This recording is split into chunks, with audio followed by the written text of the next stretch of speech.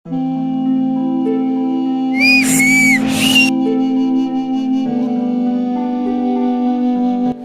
पहाड़ को देखकर हर कोई घबरा रहा है।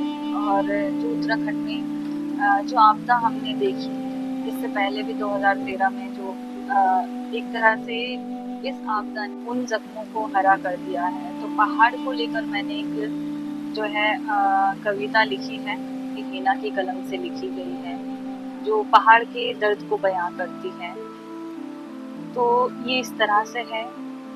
मैं पहाड़ हूँ, आपका अपना पहाड़, कभी सबके दिल को भाता हूँ, कभी सबको डराता हूँ। कोई मेरी गोद में आए तो बाहें फैलाए, करता हूँ सबका एहतराम।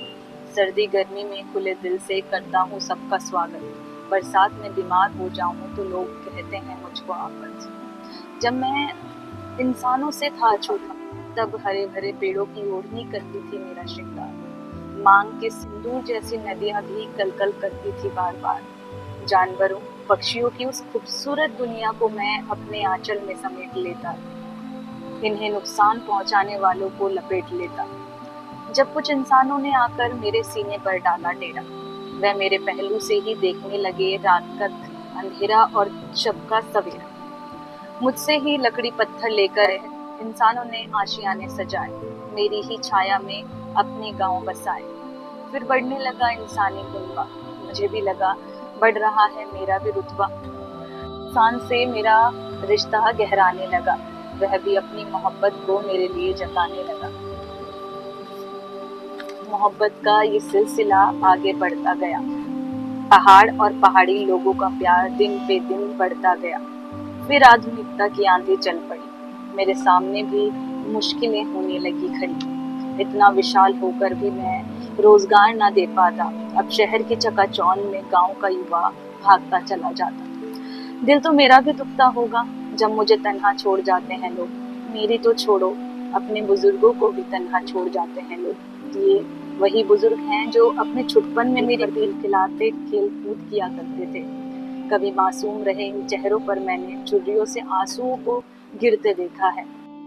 लटके तालों पर टकटकी लगाते तो कभी बंद दरवाजों पर नजर डालते देखा है। कभी सूने आंगन तो कभी सूनी गलियों पर नजर डालते देखा है। गांव का युवा भी क्या करे आखिर, बेरोजगारी, महंगाई और जिम्मेदारियां शहर की ओर उसे अकेल लेती हैं। जहां उसे कभी गांव की याद आती तो कभी घर जाने की टीस सताती रहती है। पराए शहर में गांव से दूर ये युवा या तो जीवन भर संघर्ष करते या कामयाब होकर शहर में ही ताउम्र रहने को मजबूर हो जाते। कुछ युवाओं को मेरी मिट्टी की खुशबू याद आती तो वह वापस लौट आते, जो मेरे पास रहकर ही रोजगार के कुछ साधन जुटाते। मेरी खूबसूरती ही इनके लिए रोजगार बनती, मेरे हुस्न को देखने को दुनिया होती बेताब। बेतहाशा सैलानियों के आने से इनके भी पूरे होते ख्वाब। लेकिन जब से इंसान के मन में लालच शुरू हो गया, उतार चढ़ाव मेरे जीवन में भी शुरू हो गया। फौलादी जैसा था मैं, बाहरी लोग मेरे विकास की बातें करने लगे। फौलादी जैसा था मैं, बाहरी लोग मेरे विकास की बातें करने लगे। बेखबर थे यहाँ के बाशिंदे भी, शायद उनके विनाश की बातें करने लगे। भोले भाले पहाड़ी रोजगार सड़क आते देख आस लगाए बैठे, उनकी जिंदगियों पर जुआ खेलने वाले लोग मेज पर ताश लगाए बैठे।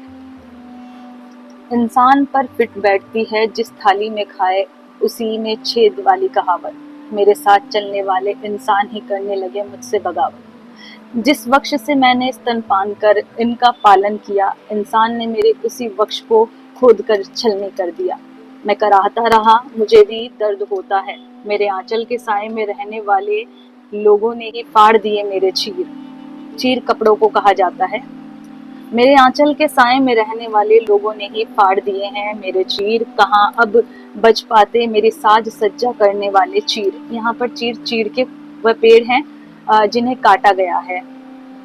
तो डिफोरेस्टेशन का हम यहाँ पर मतलब देख सकते हैं कि किस तरह से डिफोरेस्टेशन हुआ है, और जो पहाड़ है उनके कपड़े, मतलब उनके जो कपड़े माने जाने वाले पेड़ हैं उन्हें लगातार काटा जा रहा है। मेरे आंचल के साए में रहने वालों ने ही फाड़ दिए मेरे चीर। कहाँ अब बज पाते मेरी साज सज्जा करने वाले ये चीर। कभी फौलादी शरीर वाला था मैं, निर्माणों से बीमार हो गया हूँ। कभी फौलादी शरीर वाला था मैं, निर्माणों से बीमार हो गया हूँ।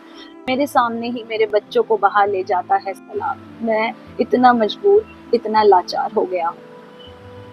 कैसे मेरे बच्चों की किलकारियां तब्दील हुई चीख पुकार में। कैसे मेरे बच्चों की किलकारियां तब्दील हुई चीख पुकार में। आखिर कब तक ऐसे अपनों को जाते हुए देखूंगा मैं बीच मझधार में।